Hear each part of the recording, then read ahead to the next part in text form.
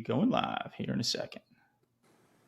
All right. Welcome, everybody. Thanks for watching this video.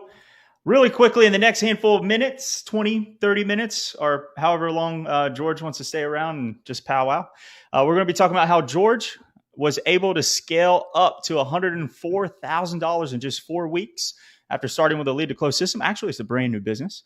We're going to be talking about how he was able to get $130 cost per booked call, 80% show up rates, the importance of qualifying your prospects. We're going to be talking about leveraging automations and all the AI stuff that's out there. So let's go ahead and dive right in. George, how are you?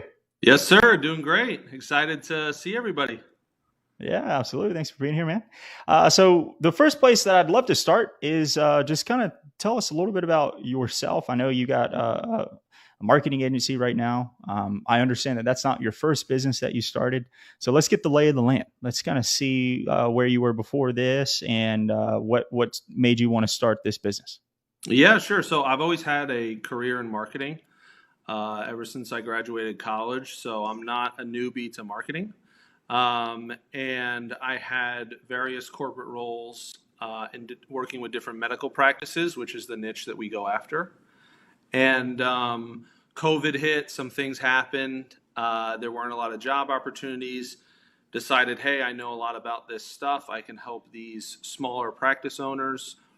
Started an agency, ended up selling it.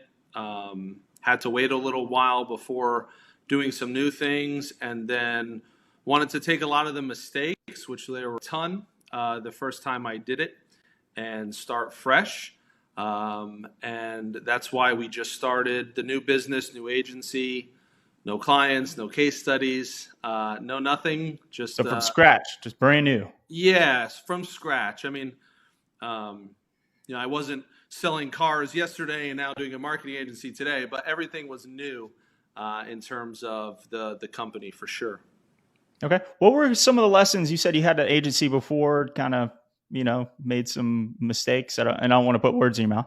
Yeah. What were some of maybe the lessons that you learned? I think it would be good for everybody to hear. You always hear about entrepreneurs and business owners, how they've, like for me, example, I've started probably 4 or 5 businesses before I co-founded Conversionly and burned those bad boys to the ground. Like made a lot of mistakes. And I think, sometimes it's a lot of people don't like to talk about that stuff. So what are a couple of lessons that you learned along the way? Yeah, I mean, I think the first thing, a lot of the groups or coaching programs or things that you could potentially get into, a lot of the focus is always on sales, right? Sell, and worry about fulfillment later. And there's certainly value in doing that. But one of the things that happened was we didn't predict how fast we were going to onboard new accounts, and we didn't have our fulfillment in check. We started having a lot of fulfillment issues, being able to just do the work that we had promised. A lot of unhappy clients, a lot of refund requests, a couple lawsuits. So there was just a lot of things related to the fulfillment and just not hiring ahead. Like a lot of people, especially if you're new, especially if you don't have a ton of budget to start the business, you obviously don't want to be paying someone before they can start working, before you get revenue to support their salary and those things. But certainly that was one of the mistakes, is not hiring ahead. And now this go round, we're hiring ahead a ton for fulfillment. So that was definitely one. And then also just qualifying prospects, a lot of things with the sales funnel that I'm sure we'll get into over the course of the 20, 30 minutes. Also just a lot of contract stuff as well. You get into a couple lawsuits with some folks, and you learn quickly what should or should not be in the contracts and how to deal with that. And then also just setting the proper expectations with the clients and understand where they're coming from. A lot of times, if you don't set very clear expectations with clients, they'll set it themselves, and it's usually ones that you can't deliver on or are very difficult to deliver on, and that causes a lot of friction within the relationships. It's funny you say that. There was a time right after COVID, maybe before or during COVID, there was a book that was published, and I'm sure everyone knows this book. It's all about offers. And once that book was published, I know exactly, you know exactly which book I'm talking about. Yeah. Once that book was published, man, there was everyone out there that was doing these crazy guarantees and just saying, hey, we're able to help you do this and do that. And I think that author probably should write a second volume of that book that talks about like the chargebacks and the refund requests and all of that, because what people were doing is they didn't have the back end fulfillment process to fulfill for all these crazy guarantees. And then a lot of people were getting burned. Like even clients that we have now today, you know, they're like, hey, I've tried marketing agencies, or I've tried lead generation, I've tried paid ads, I've tried sales systems, and it just doesn't work. And you know, I think we'll kind of get into this here in the next couple of minutes, but there's usually a difference. I always say there's a good way, a better way, and a best way to do things, right? And sometimes like there's a fourth option. There's a bad way. There's a bad way to do things. Right. So, and I'm not saying that's you, but there are a lot of companies out there, especially in the space that we're in, right, with marketing and lead generation that not necessarily like take advantage of people, but they are writing checks that they can't cash. Yeah. And we knew what we were doing. We just didn't have the staff to literally do the work. But yeah, I mean, once that came out, you know, ton of people over promising, under delivering, and it just makes the job for everyone else harder, because it's a big objection when people have, you know, when they've been burned in the past, they're going to have a lot of doubt. It's going to be a big objection. It's just ironic that the way to get around that objection is to do the stuff in that book and have an offer and have a guarantee. It's weird how it works out, but it's definitely been an interesting last couple of years.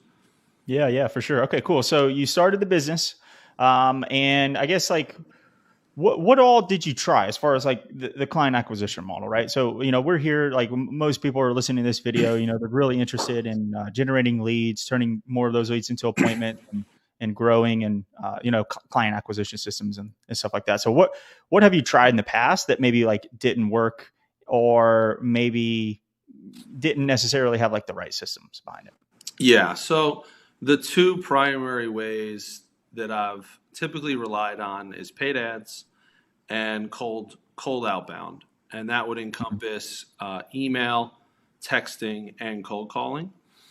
And you know, it's worked to some degree, kind of like you said. There's a good, better, best. Like they did work, but I'll give you an example with the paid ads. We had no financial qualification in our first go round. We had no actual funnel. It was really just one landing page with an offer, and embedded on that page was a scheduling link. So there was no lead capture, followed by a VSL, followed by a bunch of education. So basically what would happen is someone would book a call, and the calls were relatively cheap. I think at this time they were around $80 a call. But when they got on the call with the salesperson, they literally had zero context outside of one headline about the business, which makes the sales a lot harder, because you're not really closing at that point. You're just educating, and you're really trying to sell. It's like a discovery call. Just close. Yeah, I mean, even on the discovery call, right? Like, hey, here's this headline offer to get this outcome, book a call. That's literally all that you know. And that's one of the things that, you know, one of the shifts that has allowed us to be successful after working with Conversionly is the fact that, you know, we started to realize the importance of the funnel, educating folks before, understanding that it was okay to pay a higher cost per call if the intent and the close rate and all the other things were going to be higher. So that was definitely a shift, and you could say a mistake, kind of that we made around the first go round. And then on the cold side, you know, it was really just about the volume, right? Like, you have to send however many emails, calls, texts, whatever LinkedIn outreach, whatever you're going to be doing, whatever you think you need to do, just exponentially increase it. You know, it obviously depends on the quality of the list and the offer, and there's a lot of variables, but just in general, we just weren't doing enough volume, and we also didn't have the proper scripts that, you know, I know a lot of what's in the program that has helped us on the cold outbound side is the scripting and just a general way to outreach to these people versus just, hey, here's our offer. Are you interested? You know? Yeah, it's tough because I've even been in that situation. I had a marketing agency before I started this company, and I tried ads before, and it was just me and like watching a bunch of YouTube videos and just listening to some other people like on Facebook and posts and stuff like that. And it's funny because you try something and then you're like, I don't know, Facebook probably doesn't work. But like in the back of your mind, you see people having success with it, and it's like, okay, well, there's got to be a process that they're using, right? And what it really comes down to is it's not, to your point, right? Sales as a whole, you got to look at it as an entire picture, right? There's 4 steps, right? Generating the lead, that's what everyone thinks about, right? When they think about marketing. And then there's 3 steps after that. Booking the call, like trying to get someone to turn from a lead to an appointment, right? Getting them to show up to the call, and then closing that deal, right? Now, the lead generation is just the first part, right? A lot of people were like, these leads are crap. These leads are this, these leads are that. I was like, well, what's happening after? You know, what's your engagement sequences like? Like what process are you putting them through? Yeah. You know? And that was a big thing also. Another mistake is, once we got the folks on the call, we had a 2-call close. So a discovery, and then we'd have a follow-up, pitch, and close. This was your last agency? This was the, yes. Okay. And, there was just a lot of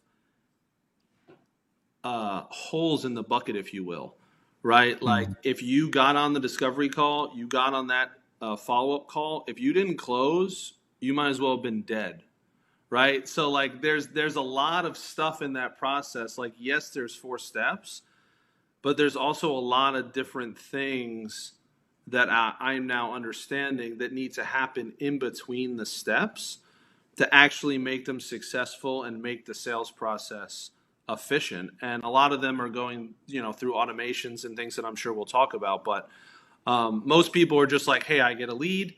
Does it close? If it doesn't close, or it doesn't show, it's a bad lead. But like, there's a lot of factors that determine, whether or not they're going to become a lead, they're going to book, they're going to show, they're going to close. There's so many different things that are within your control as the business owner that you can do to improve those numbers that you may not necessarily think about.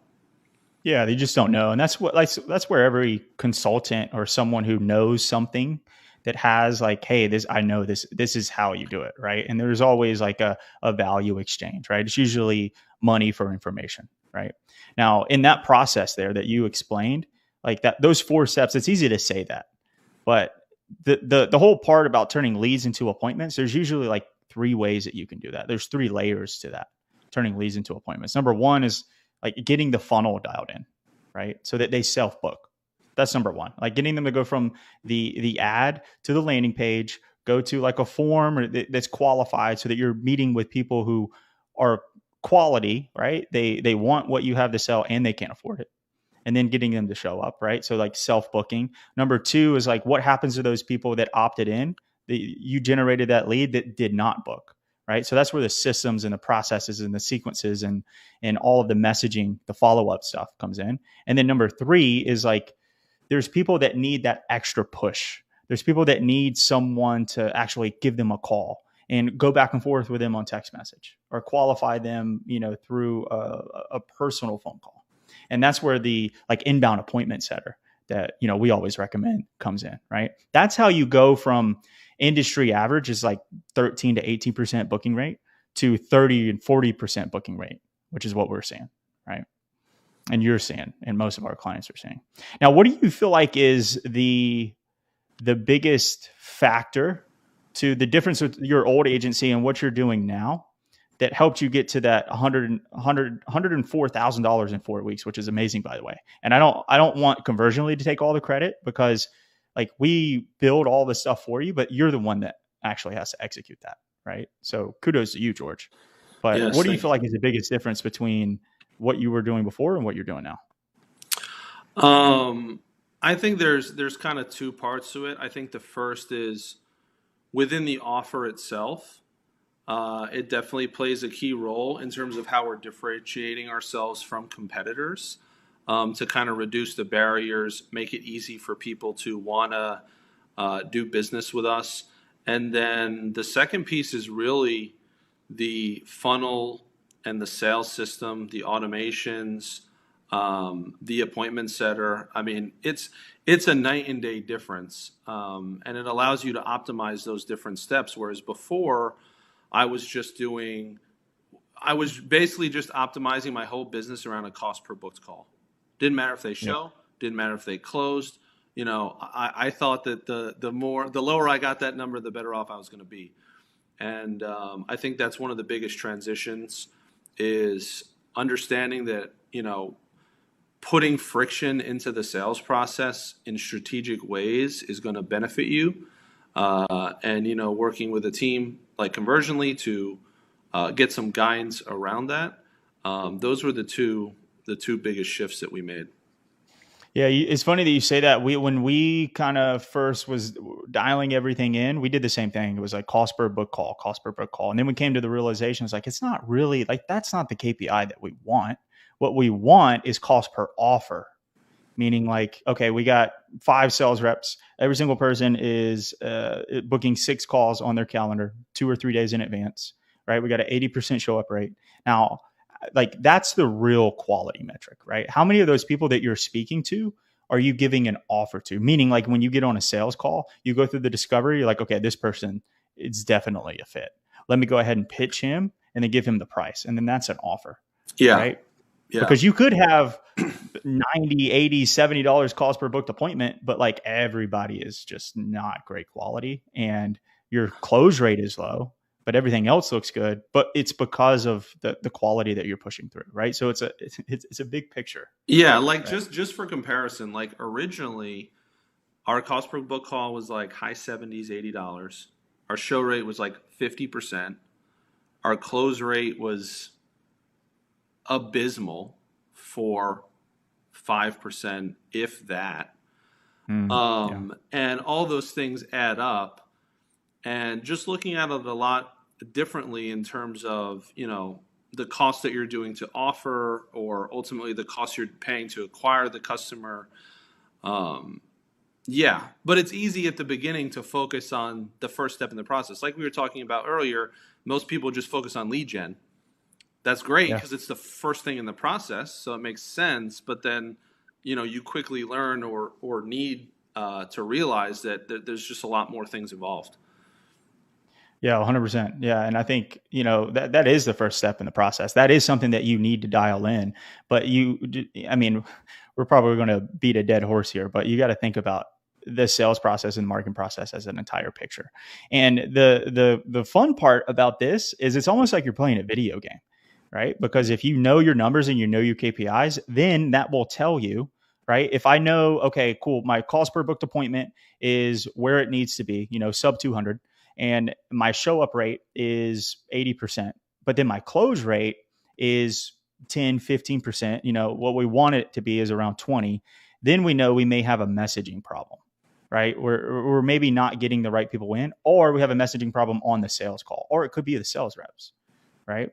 Now, if we see that when, you know, let's just talk about like the funnel process, right? So if we got someone who's landing on the page and our KPIs, you know, we want 20, 30% of those people who land on the opt-in page to go to the next step.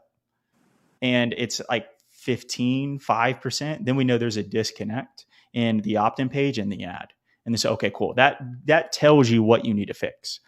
And so there's some clients that will hop on the call with us and like, hey man, like I'm doing everything that you ask me to do, but what, how come it's not working for me? I'm like, bro, listen, like the difference between our system and your system is like minuscule. We're running the same exact system. The only difference is we've had to go through the suck. And usually that suck takes time to dial things in, right? Yeah. And you got to figure out like all those steps and all those numbers. If you don't know those numbers and you don't have someone that can kind of push you in the right direction to get to the numbers as quick as possible, then it makes it very difficult. And that's where a lot of people start to maybe try to give up is they kind of know what to do maybe, but then they're not pushed in the right direction at the right time. And it's very hard and very difficult. And then they burn through cash and they don't know like what levers to pull to reach those KPIs. Yeah. And I mean, I think that having the right expectations going in and understanding like, all these different opportunities to start companies or get book calls and all those things, like everyone's going to flash their numbers. But what you don't see in the background is everything else that they did to, get to those numbers. Like I saw something the other day. Oh, I cut my ad spend to 0 and still booked 1 million calls. Well, yeah, that looks flashy, but it's because you have a lead list of 5,000 people that you can now text that you paid for previously. So, cool, you took your ad spend to 0 this month, but that doesn't mean you spend $0 and get a bunch of leads, right? But some people just see that. So it's all about just understanding the expectations, having the patience, and I think most importantly, having somebody guide you, right? Because you are going to spend money. And from my experience, the previous business and this one, you don't spend money and get instant results, right? So like Right. if you're going to spend $200-300 and expect you're going to land a client, and if you don't land a client, you're going to be in a bad spot. That's not like a recipe for success, because you have to kind of go step by step, layer by layer, working through things. And it does take a little bit of time. But once it clicks, it's 100% worth it. Yeah. Yeah. One thing that I kind of struggle with is like, I just want to show everybody like the things that you need to do. And obviously like we have a company, and that's, we got to make a little bit of money, in the marketplace. What I guess in your process with, going through what you did before and kind of knowing what you did now, what was your process like with learning about like these systems or Conversionly, and then actually like going through the buying process with us? Like what were maybe some like limiting beliefs that you felt like you had, or things that you were kind of struggling with before you made the decision to pull the Yeah. trigger? Well, I think just from an infrastructure standpoint, I understood that having a sales funnel was important. I understood the power of paid ads. So I had like a base level knowledge that these things are important, and I didn't need buy-in there. But I was using a lot of different systems that were trying to talk to each other, right? I didn't have one centralized system that handled everything. So there was a lot of technology upkeep, a lot of integrations and Zapiers and webhooks and all these different things. And it made it very hard to see the math as leads flow through the funnel, because all the different steps are in different systems. So I think with Conversionly, I saw initially an ad on Facebook, and Mm-hmm. it had the graphic of the calendar with a bajillion appointments, and I was just thinking to myself, hey, like I kind of directionally already know how to do this stuff. Let me see if I can go through their sales funnel, learn something. Maybe I pick up a nugget on their VSL, right? Like I was just in that mindset. I wasn't in like, oh my God, I need to buy this today type of mode. And, everything looked good. I ended up booking a call. And I think one of the limiting beliefs that I had, just to be brief, is thinking that I could do it all myself. And more importantly, that was the better option, right? Yeah. Because there's things like YouTube. There's plenty of free information out there on a variety of different topics, and I think that the switch that I needed to make was understanding the value of having a system where they had already gone through the pain points, they had already figured it out, they had already done the upfront work to build out all of the templates based on the best practices. They already knew how to use the software, right? Like, could I have physically done it? Could I have like reversed engineered your funnel and watched one of these videos and went to their funnel and then probably I could have done that, but at what cost? Over what period of time? Would it have worked? So I think that was the biggest limiting belief that really made me kind of change my mindset and end up deciding to work with you guys, was just recognizing the value of having someone that has proven to do it for you, and just the value of time and focus on other things. Yeah, 100%. And then when you had everything built out and everything started, like when did you start seeing results? Like how quickly did that happen for you? Pretty instantly. Like, I mean, as soon as we turned the ads on, we started getting leads. And then, we started getting book calls shortly thereafter. I mean, the leads started coming in literally the first day. I think it was maybe 3 or 4 days in that we got our first book call. And then things just started to ramp from there. And obviously there's always a lot of improvements, right? So, even once you start getting book calls, there's tons of other things to improve. But yeah, the results were, I would say, pretty immediate.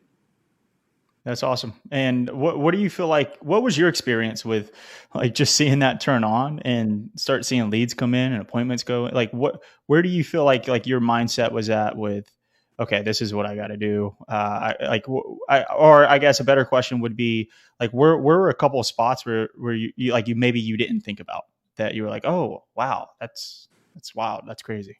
I mean, I think the whole concept of a lead and a booked call being different was something that I had to wrap my head around because I had just been used to straight to a booked call.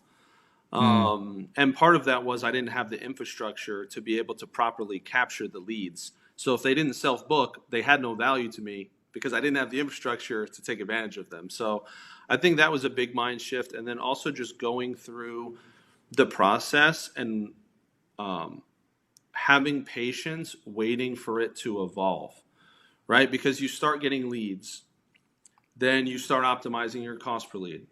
Then you start getting book calls. Then you start optimizing for cost per book call. And like I was saying earlier, just the patience and trust. And it also gave me a lot of confidence, the media buyer. So for those of you who don't know, someone runs the ads from Conversionly for you. And I was just really impressed with the media buyer. I have been doing Facebook ads for a very, very long time for big brands that you guys will have all shopped in. So I know how to do Facebook ads.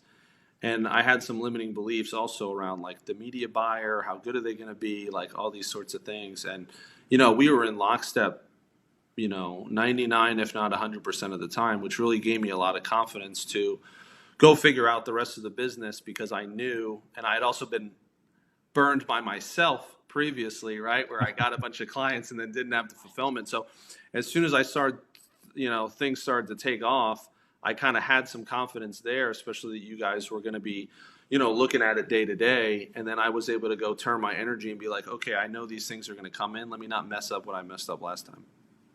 Yeah. And then one of the other biggest things, so like, that's a great point. The media buyer in your account, he's amazing.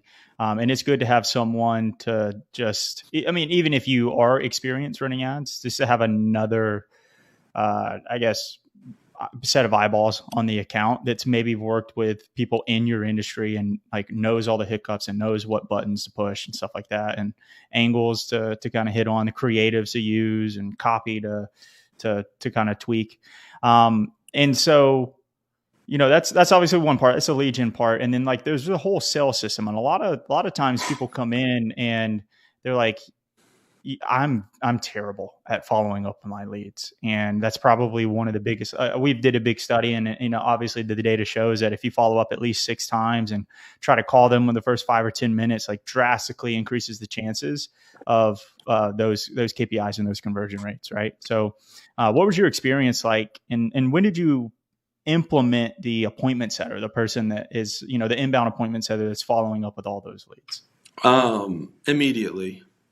Right. Like, okay. So you started off with the lead gen and the appointment setter at the same time. Yeah. So I worked with, your team to figure out when the funnel was going to be ready and had a start date. And actually the funnel was ready and the ads and everything were ready before the setter was in place.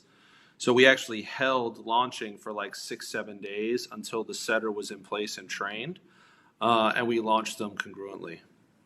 Yeah. That's such a peace of mind to know that like when you have leads and you're spending money on leads, right? And we've done a calculator video not too long ago, and it was like, okay, cool. If you spend $1,000 on, or $3,000 on Facebook ads, right, and you get like this many leads, and you put it through our system versus the other guys, like with the same amount of ad spend, it's like a 300x return versus like what you were doing with like 13 to 18% 13 to 18% conversion rate from lead to booked appointment. And then like an increase of from 50 to 80% show up rate, right? And then all of that with the appointment setter and knowing that, okay, I'm spending money on these leads. I need to have someone who's dedicated to following up with these people so that, KPIs for our appointment setters are 5 appointments per day, as long as they have a healthy lead flow. Yeah, that's what we did too. Your team was also very helpful in setting up the KPIs for the setter. So, it's not just, hey, go place me a setter, which you guys did, but it's also, how do I manage this setter? How do I set the expectations? Like, I had never used a setter in my life. Yeah. And so, understanding what expectations should I set, KPIs. I'm like, hey, here's what I'm planning on spending on the ads, guys. Here's the forecasted cost per leads and all that stuff. We kind of ran through the funnel and said, okay, here's the goal that we want to set in terms of appointments. And like, I think people sometimes are afraid to pull the trigger, but the appointment setters that you guys place, at least from my experience, they do not require much training, if at all. Most of the training is on the offer, your business, your customers. It's nothing to do with how to follow up with leads. That part is relatively smooth. And then depending on what you're spending on the ads, I mean, it's just miss money on the table to not have one, right? 100%. It is an incremental cost in the beginning, but like, I think, you spend $1,000, $1,200 a month on a full-time setter. That's good. Even if they're getting you one booked appointment a day, I mean, that's a joke in terms of the cost that you're actually paying for that booked appointment that you wouldn't have gotten if you don't have them in place. Yeah, going back to the 3 layers, right, through paid ads. 1 is like self-booking through the funnel. Number 2 is like they went through the funnel but didn't book, and then like they got the automated messages and then they self-book again. And then the other, like each layer, you're going to get appointments on your calendar from each layer. And then the other layer is the appointment setter. And then now all of a sudden you got an additional 5 more appointments. That's enough for a full-time sales rep. Yeah, right? I mean, I think right now our setter is booking about probably 3 to 4 appointments a day. So let's just say 3, like 90 appointments makes $1,000. Like, unless you can go get that cost per booked call elsewhere, it's pretty advantageous for you to set that up. And I know you talked about ads versus outbound. There are really only 6 ways that you can bring in new clients. And the way that is our favorite is ads, right? Because it's so scalable and it's a different conversation. A lot of people use setters as like outbound setters, right? Going out and messaging people and trying to bring them in. It's just a different conversation when you have someone who's opted into an ad and coming through your funnel and they've came to you and using an inbound setter to have a conversation with them, right? The success rate's way higher because it's just a different mindset versus you going out to somebody and like cold DMing, cold calling, cold messaging, all that stuff is cold, which no one wants you to do that, right? But this person has opted into an ad, gone through a funnel, and then now this person is calling them about the thing that they wanted, which is normally around like, the big transformation that they're looking for. Right? Yeah. And we do, most of the setters activities are reaching out to inbound leads. And then also setting appointments, confirming appointments. They're doing a whole host of things that you guys train them how to do. And then in the downtime, she is doing prospecting.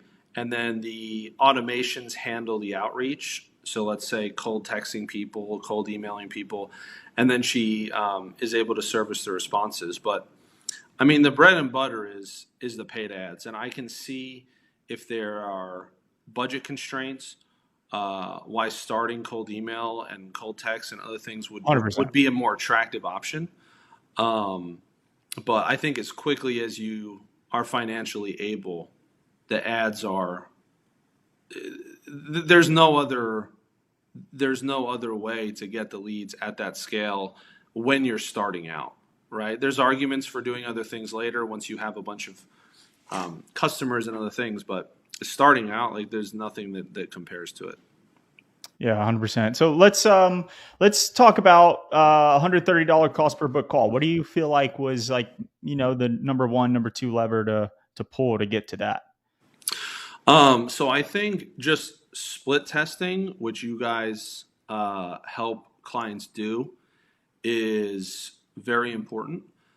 Split testing the opt-in page, split testing the VSL, the booking page, maybe, but those first two things, split testing those are very, very important. I mean, and it didn't start at $130, right? It started higher and it comes down, but there's a lot of different levels to pull. Split testing the opt-in page is probably the easiest one, where you're going to get the most results in the quickest amount of time, followed by the VSL, and then also the creative and how to structure the ads, right? There's no one way to run Facebook ads, Instagram ads, TikTok ads, whatever it is. There's no one structured way that works. I would say there are a few that generally work better than others, but there's a lot of split testing and audience segmentation and different creative and a lot of different things that happen to optimize there. But you have to keep in mind too that the more money you're able to spend, the faster you get the results, right? So like that was another big shift for me. Like you said, 3,000, right? So if my budget is $3,000 in a month, I'm the type of person that wants to spend it in a week. Why do I want to do that? Because I'm going to get the data faster, and then I'm going to be able to use that to increase my trajectory versus waiting. I always say you can make more money. You just can't get more time. Yeah. Right. Yeah. So to your point, like putting more money into the funnel so that you can, because there's thresholds, right? You don't want to look at how a funnel is performing, how ads are performing, unless you like put so many people through that, right? Like for example, you want like 500 people through the funnel and get 500 people on the page before you determine whether this is a good opt-in or not, like what you need to change. Yeah. Right? And it's not like the results are atrocious, right? When you start out, right? We're talking about good numbers versus great numbers.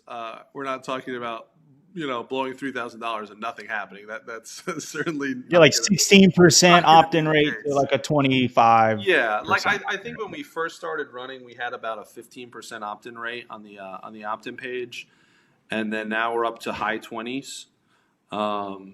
And I was just looking at it. I think you're like 26, 27. Yeah. We're at like mid to high 20s for the opt-in, and then I think our self-booking rate on the VSL is 25%, something around there as well. And then obviously the setter closes books a percentage of those also. We're testing some cool stuff right now. Like we got our opt-in page up to like 30, 33. I'll have to share that with you after this. But so your cost per call, obviously our like KPI that we want to reach is, now this is a KPI across, we work with a lot of different industries, right? So normally cost per call, you want to sub 300, right? So you're sitting at 130, which is really good. I think we're sitting at 140. I think I looked this morning, 149.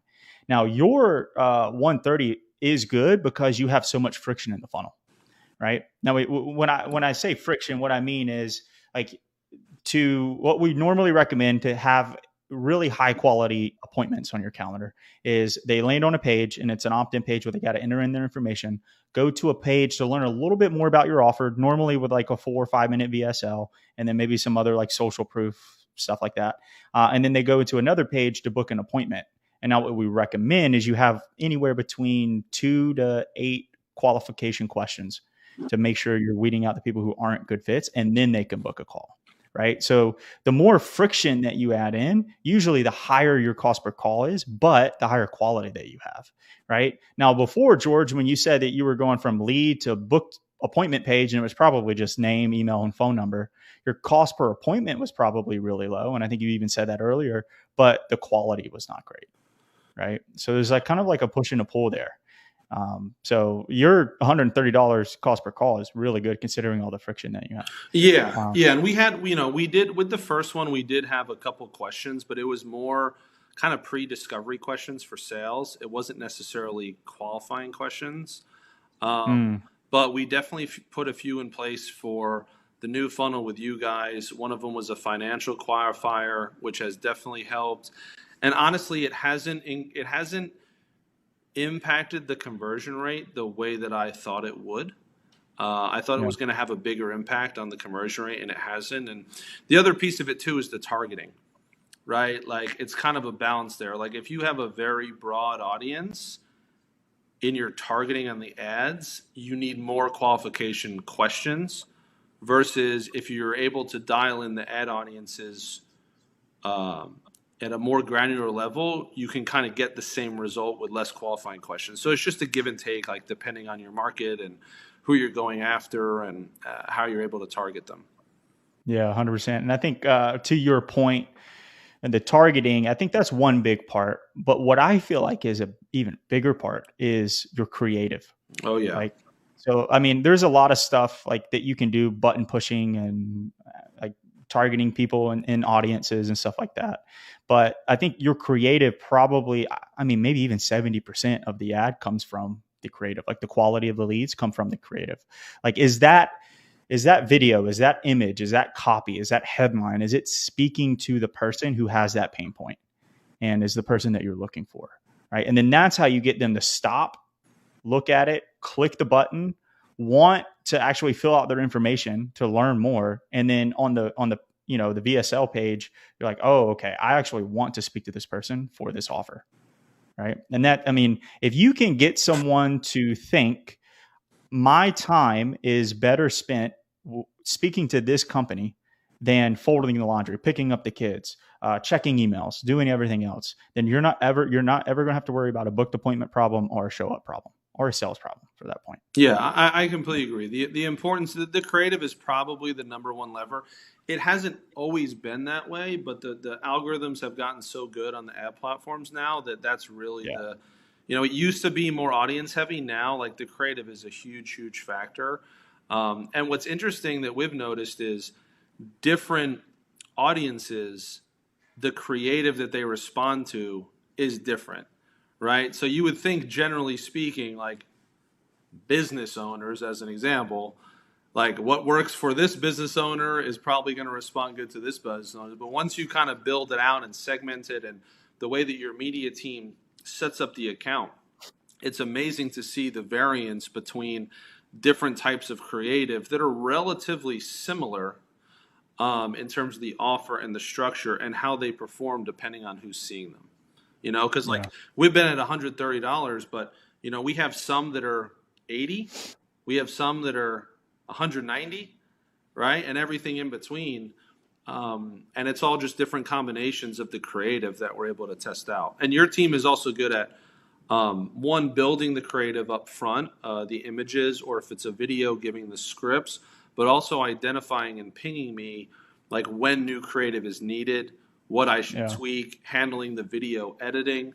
Like there's a lot of things that probably folks don't know that you guys have in the program that helps out, right? Like video editing is just an example of something where I shot it, you gave me this relative script, I shot it, kicked it back, and now all the formats and all the resolutions and all the stuff is there, and I didn't have to sit there in whatever software for 6 hours doing it. Yeah. So that was a $130 cost per book call. Let's talk about the 80% show up rate. Now, a lot of people, like industry average is around 50%. There's some people who have like 30% show up rate. And through all the things that we've talked about and what we implement, we normally see anywhere north of 70% show up rate, right? So what do you feel like has lent its hand to that 80% show up rate that you're seeing? Yeah, I think it's three things. First is the friction in the funnel or the experience in the funnel. So the more time someone is spending with your brand before booking the call, the higher likelihood they're going to show because they're more invested. So I think, switching to an opt-in, then a VSL, then a scheduling page, just that in general system gives you a lift. I think the next thing is all of the automations that come into that. So sending out reminders, sending out confirmations. If they, reply yes to the confirmation, different things happen versus if they reply no. Identifying opportunities to send them content before the call to get them excited. The third thing would be the human outreach. So we do it two different ways. The setter, for anyone who hasn't confirmed their call, the setter has the list that they can easily see in the system that you guys set up. to reach out to those people. And then also my sales guys are also personally reaching out to the prospects the day before to introduce themselves, say how excited they are to speak with them, et cetera, et cetera. So it's the structure of the funnel, the automations, and then the human touch. Yeah, it's not rocket science. I mean, it's just things that you kind of test throughout the process, and it's funny because it's all every. The more I learn about marketing and sales, the more I realize it's just all about human psychology and persuasion, right? It's not like you're swooning somebody with the words that you use or you're using a secret tactic. No, it's just like there's certain things that you need to do and certain steps along the process to get people to do the things that you want them to do. Right. So, okay, cool. So, let's see. Let's talk about, I think I'm just looking over the bullet points and all the Sure. things that I promised that we would hit here. Is there anything else that you feel like, I mean, we talked about the $130 cost per call, 80% show up rate, qualifying your prospects, optimizing your sales process. Um, what other I guess like golden nuggets do you feel like would be beneficial maybe to hit on as we Yeah, wrap up? I would say a lot of people focus on split testing to get the leads and get the booked appointments. But one thing that I would recommend folks do not overlook is split testing for the show up rates and the close rates more than the front of the funnel. Obviously, you're going to do the front of the funnel because it's first, but for example, we have a piece of content that is not our VSL. It's a video. It's a little bit of a longer video. Um, and every single person who has closed has watched this video. Every single person that has showed an appointment has watched this video. And one of the common traits of the people who do not show or do not close, they have not watched this video. Yeah. And so whether it's a video or it's a downloadable or it's whatever that asset is, I think injecting that into the back half of the funnel to pick up on those insights is a game changer, because there's the cost per book call, but the show rates, how much is it costing you to get an offer out, to close a deal? Like the further down the funnel is where more of the leverage is. And if you can focus on that, dial it in, then you can spend more money on ads. You can test other things at the top of the funnel. It just opens up a lot of things. And I think it's overlooked. And a lot of times people think, oh, well, my sales team sucks because they're not closing, or my setter sucks because, these appointments aren't showing. But it's not just, hey, we're sending them a text message. It's what is in that text message. That's The content. the Yeah. content is much more important than the fact that you're just sending them something. Yeah. I remember when we implemented that in our business and we were like, hey, this is working really well. So we started sharing that with all of our clients. I read a lot of books on sales and marketing and human psychology, about 3 or 4 a month. And I just always just consuming different things to grab new ideas and always find like 2 or 3 golden nuggets to implement. There was a book written by Robert Cialdini called Persuasion, right? So this is everything that so he wrote a book. I forget what the title was. It was Persuasion or something like that. And it's like when you're talking to somebody, how to persuade them. Now he wrote a book after that. It's called Persuasion. It's essentially like everything up until the point where you have a conversation with them and what happens and how all of that stuff has an effect on the outcome of whatever thing you're trying to get them to do. So for our, what we're talking about here is like getting them to show up to the call and then also getting them to close, right? And that's a very good example, a perfect example of getting them that video so they're in the right mindset and so they understand your offer. And then sometimes that video disqualifies the people who weren't going to close anyway. So you can remove that person from your sales team's calendar and fill that with someone else. Mm-hmm. Right? So yeah, great point. So, well, hey man, I think we went over a little bit longer, almost an hour here. We were slotted for 30 minutes. I hope everyone's okay with us going over. Hopefully we were able to share some gold nuggets that you guys were, able to take away from the video. George, is there any last things that you want to say before we hop off? No, I appreciate you having me on, and more importantly, appreciating the support from Conversionly. I'm grateful I was able to make the mental shift and go from just shopping your funnel to actually becoming a customer. um, so yeah, just hope the video helps everyone. And yeah, I'm sure if there's any questions after you watch the video in the group, the team will be able to hit you back with the answers. Yeah, absolutely. But dude, I'm looking forward. You're only 4 weeks in, 104K in revenue. That's freaking amazing. You made a post inside of our Inner Circle Facebook group, and you were saying you're looking to dial some stuff in. So I'm looking to dial some stuff in with you and seeing where we can take this bad boy. So I'm excited to work with you moving forward. And yeah, we'll go ahead and end the live. I hope everyone enjoyed this video, and we'll see you guys on the next one. Adios. See you guys.